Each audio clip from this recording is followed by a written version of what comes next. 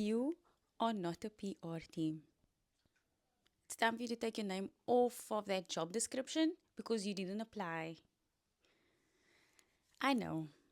I know you are tired of over explaining yourself, of replaying conversations in your head over and over, and shower thoughts. I couldn't think of the word now. Shower thoughts. If only I said this, and I'm gonna say this, and the next time, this would have been the way that if I just explained it like this, and no, stop it. Stop. I know you are tired of trying to manage how you're coming across instead of just being who you are. It's exhausting. It's exhausting. It's not your job to manage people's perceptions of you. Okay, that's what we have to understand. It's not your job to manage people's perception of you. I'm going to say that one more time. It is not your job to manage people's perceptions of you. No fluff, just clarity. I'll tell you exactly what you are responsible for. Okay? You are responsible for five things: your intentions, your words, your actions, your boundaries, and your integrity. Point, period. Blank, period. Period. Ah. That's all you're responsible for. You can choose to communicate clearly and you can choose to act in line with your values, in line with the future that you are cultivating for yourself. That's all you can do. That's all you've got control over, and that is all you are responsible for. If someone hurts you, if they hurt you, you can choose repair. You can. You can choose to allow the situation to be repaired. But, excuse me, I don't know if you heard that. I just had lunch now. It was so nice. Excuse me, I had beef stew and roasted veggies and pumpkin. So good, so delicious. As I was saying, your responsibility ends where your control ends. You are not in control of what somebody else says. You are not in control of what somebody else does. You are only in control of yourself. What you say, what you think, how you act. And that's where it ends. And it's not your responsibility to fix something that somebody else broke. If they broke it, they have to fix it. You can't rescue somebody from the consequences of their actions. You can't rescue somebody from the reality that they're building for themselves. If they created it, they need to fix it. And if they don't fix anything, it communicates to you that you are not worth in their mind. This doesn't dictate your value.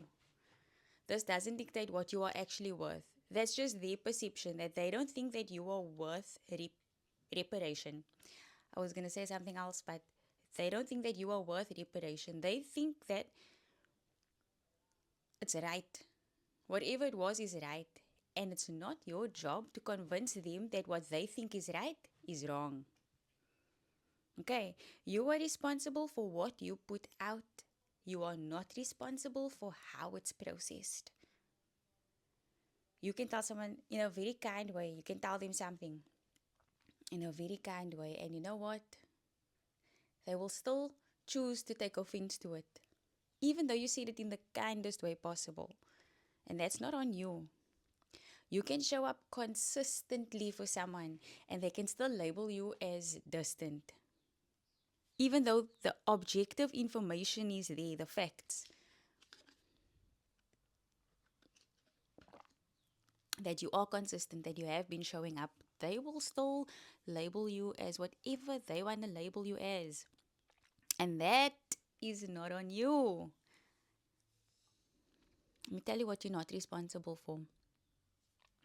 You are not responsible for other people's intentions, for their interpretations, for their projections. You are not responsible for their insecurities. You are not responsible for their emotional triggers. And you are definitely not responsible for their assumptions about you. Let me tell you why people have perceptions of you, perceptions that you might not like. It's got nothing to do with you. That is just their way of filtering you through their lens that they have. They've made a lens that they see life through. You don't have a say in that. It's a collection of every experience they've ever had, their past experiences, their wounds, their traumas that they've had, their expectations, their insecurities, their fears. And they filter you through that lens. And you don't have control over that. So why are you trying to manage something that you don't have control over? You are asking to send yourself in a spiral, in a loop. You're asking to drive yourself absolutely insane. Two people can be the same version of you and walk away with completely different stories. Two people can meet you, the exact same you, and they will walk away with completely different. Oh, I think this is how Rio is. And oh my word, Rio is such an amazing person. And somebody else could think, oh my word, Rio is the worst person on this planet. And that's the truth. Trying to manage people's perceptions of you is trying to control every reflection in every mirror. Some mirrors are cracked. Some mirrors are tinted. Some mirrors are just crusty, musty, dusty. Are you going to spend all of your energy trying to fix every mirror so that the reflection that you are shown is exactly the way that you want to see it and perfect? That's exhausting. My babes, that's exhausting. You cannot live your life like that. And I'm not giving you permission to be reckless. But I am giving you permission to stop over functioning. I'm going to hold your hand when I say this. Okay? Come, give your hand. Over communication. Nah, I wrote it down here. And I'm reading and I'm trying to tell you at the same time. So before I continue, this one, I wrote out sentences. So it's harder for me to say what I'm trying to say to you without looking at the screen because I didn't put keywords for myself like I did with the last one. Like cliff notes. Anyway, let's run that back. Let's try again. Take two. Choop. I'm going to hold your hand when I say this. Give your hand. Come, come. Thank you. Now that we're holding hands. Over explaining yourself is anxiety dressed up as communication. That's all it is. Over explaining is people pleasing, and anxiety dressed up like communication. It's not communication. Do you know? Let me tell you what effective communication is. Effective communication is a message being sent and that message being received with the intention that it was sent with. That's effective communication. Nowhere in that definition does it speak about words. Nowhere in there does it speak about you have to speak in order to get your intention across. You probably don't even know all the kinds of sub-communications that you're giving off when you communicate, when you're behaving and just moving through life. You probably don't even realize all of your sub-communications. Speaking is one form of communication. You get different kinds of communication as well. And as long as you can get the person to understand what you are trying to get them to understand, you don't even have to use words. The most powerful kind of communication rarely uses words. Rarely. I'm not saying really, I'm saying really, like in a ray. It's ray. Oh my word, I hope you understand what I'm trying to say. So how do you handle misperceptions? Step one, you gotta check yourself before you wreck yourself. You gotta check yourself before you wreck yourself. Okay? You ask yourself three questions. Was I clear? Was I aligned? Do I need to take accountability for anything? If the answer is yes to any one of those questions, then you own it and you clean it up. If the answer is no, then you move on. Look here, I wrote this down here, but it's not making sense. What I just said doesn't make sense. You ask yourself, was I clear? If you were clear, cool. Was I aligned with your values? If you were aligned with your values, awesome source. Do I need to take accountability for anything? If the answer is yes, I need to take accountability for something, then you own your mess up and you fix your mess. And if the answer is no, you just keep it moving, babes. Step two, clarify once. That's it. And you don't over explain yourself. You don't give too many words. In our next episode, we are going to talk about brevity, keeping it concise. So, for what we know, it's, you got to keep it in 3 sentences. If you can't, reduce it to 3 sentences. If you're speaking more than 3 sentences, you're talking too much. Reduce all of your words. If you can say it in 10 words, say it in 6 words. You are allowed to correct misunderstandings, but you are not allowed to choose understanding forever. Forever. You're not allowed to. You're not allowed to do that. You're not allowed to keep explaining and keep explaining and keep explaining and keep explaining because you're trying to make this person understand. And they are, every time you speak, and this is a point of brevity's video, in the next video, the more you speak, the more you are giving people to pick apart and to focus on what you are not even trying to communicate in the moment. That's the truth. That's the truth. Clarity is your responsibility. Convincing somebody, that's not your responsibility. If they want to know more, they'll ask. Step 3, let people be wrong about you. Not everybody's going to get you. Not everybody is supposed to get you. Being misunderstood is uncomfortable. I get it. I get it. But you know what's worse than that? Is abandoning yourself so that you can be understood. Stop it. Step 4 is to regulate your emotions. Don't spiral into over-explaining, people-pleasing, into proving mode. Now you need to prove. You don't need to prove anything to anybody. Instead, what you have to do is ground yourself and remind yourself of your truth. Something that I practice is that I don't put interpretations onto what I see around me, the way that I'm treated, or however I'm experiencing somebody else. I will ask myself, what is the objective information that I have? How many pieces of objective information do I have? Not how do I feel about it, what do I have? Let me think of an example. I'm looking at this coffee.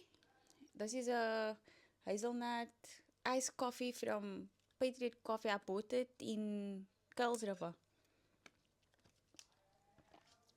On my way home today. And let's say you went to a coffee store. Who my neighbors are.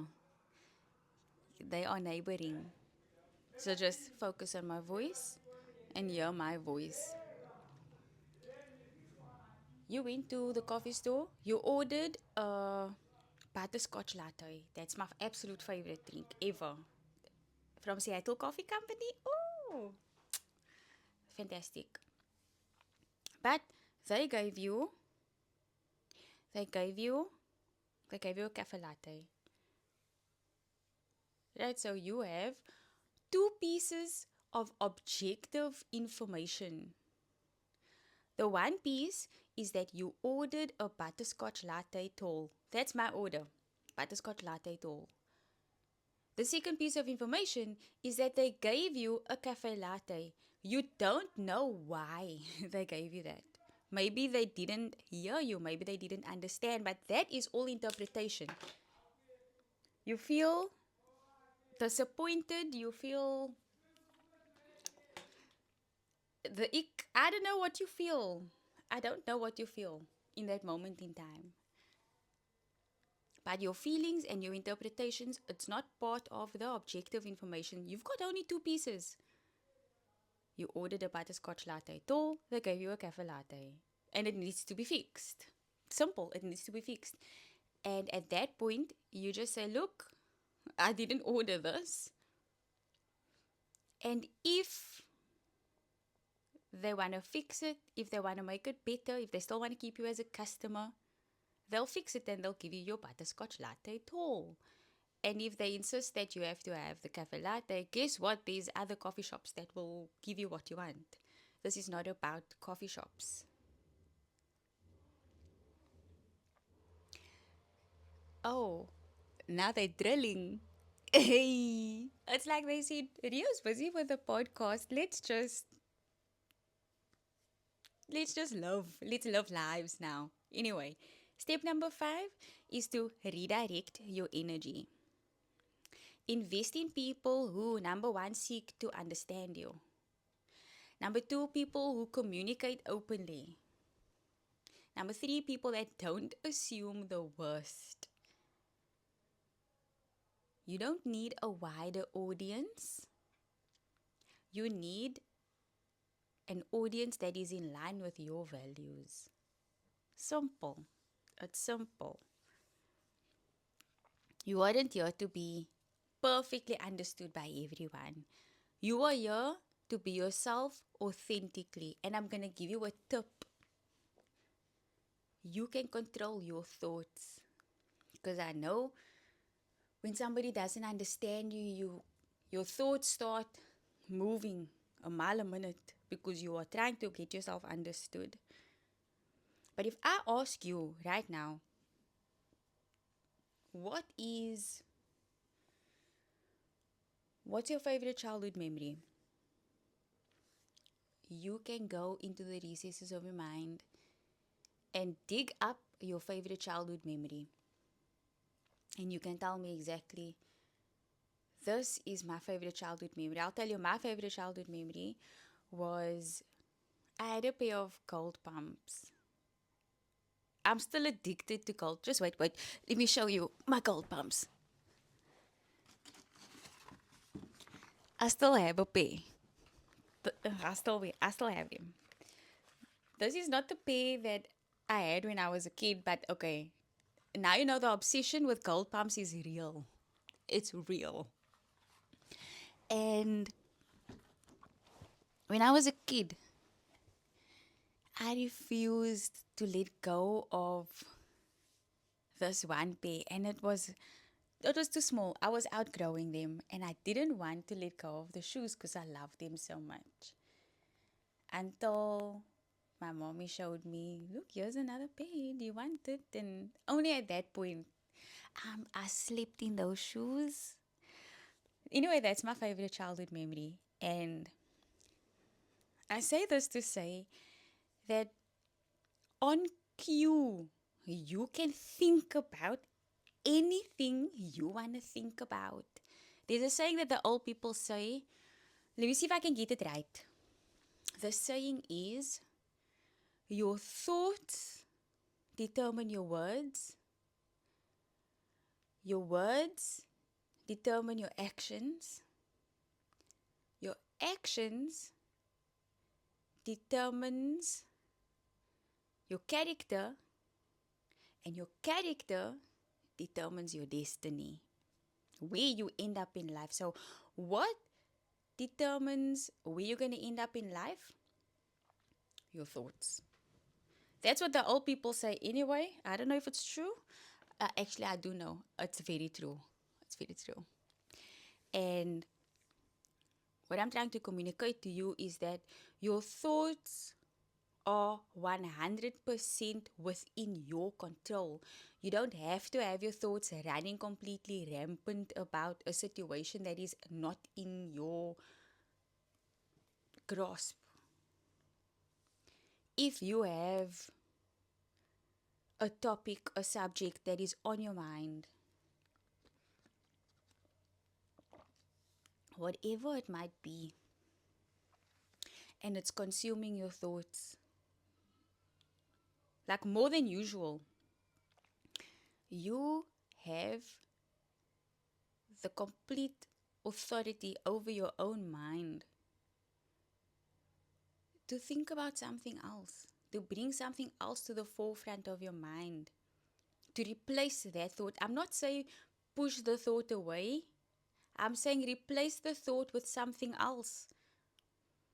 And after a while, you will find yourself thinking about it less. Maybe in the beginning, you really want to make yourself understood.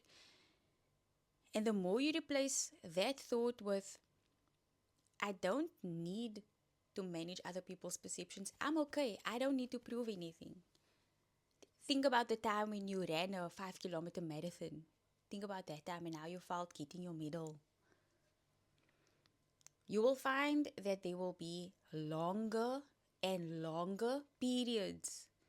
As the days go on, as the weeks go on, you will see that the time between one thought about that person or topic, subject, it will start getting longer and longer until you go a day without thinking about that person. Then you will go a few days, and the next thing you know, it's a distant memory, and you don't even like. You will look back, you ask yourself, why was I even so?